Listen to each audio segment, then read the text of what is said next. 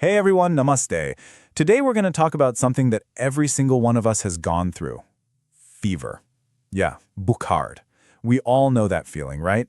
But do we really understand what's going on inside? What is our body trying to tell us? Well, let's get into it. All right, so here's our game plan. First, we'll cover the absolute basics. Then, we'll get into the really interesting stuff, decoding the different patterns a fever can have. We'll also tackle the mystery of a fever that just won't go away, figure out what a rash means when it shows up, and most importantly, we'll talk about the critical warning signs you absolutely need to know. All right, section 1. Let's start right at the very beginning. So I want to ask you, what is a fever, really? I mean, we all say it, right? Ugh, I think I have a fever. But what does that actually mean from a medical standpoint? Is it really just about feeling hot? Let's dig a little deeper. See, it's not just a feeling at all. It's a very specific control process. Your brain has this little thermostat. It's called the hypothalamus, and it's literally turning up your body's heat on purpose. And get this, the time of day actually changes the definition of a fever. What's considered a fever in the morning, like anything over 98.9 degrees Fahrenheit, is different from the evening when it has to be over 99.9. And not all fevers are the same. Not by a long shot. Doctors actually classify them into different grades. You've got your low-grade fevers, moderate, and high-grade. But once you cross that 106-degree Fahrenheit mark, well, that's called hyperpyrexia, and that is a serious medical emergency. Okay, so now we know what a fever is, but this next part, this is where it gets really fascinating. The way your fever behaves over time, its pattern, can give doctors some major clues about what's causing it. It's like we're becoming medical detectives here. Let's check it out. So our first pattern is called a continuous fever, and it's pretty much exactly what it sounds like. This is a fever that climbs up high and just stays there. It's stubborn. Throughout the entire day, the temperature barely changes. We're talking less than a single degree Fahrenheit. It's just consistently high. So you might be asking, why does that matter? Well, it matters a lot. A doctor seeing that steady, unwavering fever chart might start thinking about some specific things, like a serious lung infection called lobar pneumonia, or an infection in the lining of the heart, or even something like typhoid fever. Okay, now let's talk about the fevers that like to go on a roller coaster ride, the ones that go up and down. There are two main types here. First, you have remittent fever. This one goes up and down all day, but it never quite touches the normal baseline. Then you have intermittent fever. This one also goes up and down, but it does drop all the way back to normal at least once during the day. And that little difference is a huge clue. If the doctor sees a remittent pattern, the one that never goes back to normal, they might suspect something like brucellosis. But if the chart shows the fever touching normal, that intermittent pattern, well, that could point towards things like certain types of malaria or even septicemia, which is a really dangerous blood infection. All right, but what about when the fever doesn't follow a neat pattern? What happens when it just lingers for weeks on end and doctors are running tests, but they just can't figure out the cause?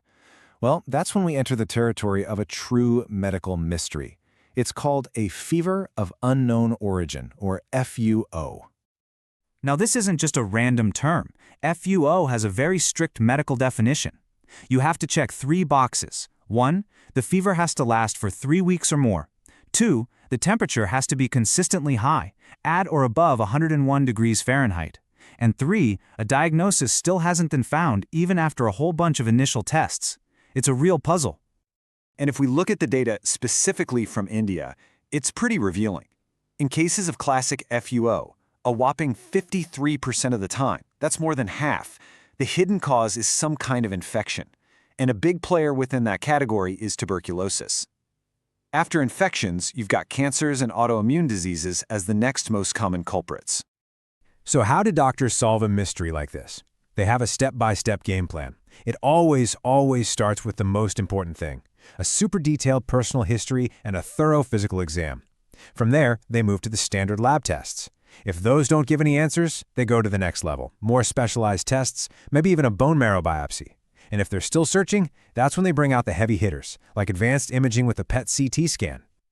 Okay, now sometimes fever doesn't show up to the party alone. It brings a +1, a rash.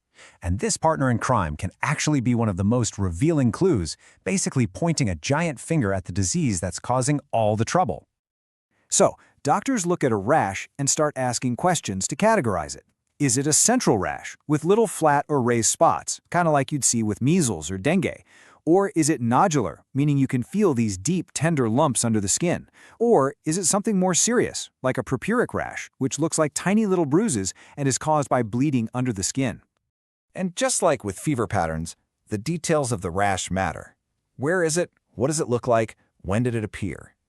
For example, the measles rash has a signature move. It starts at the hairline and works its way down.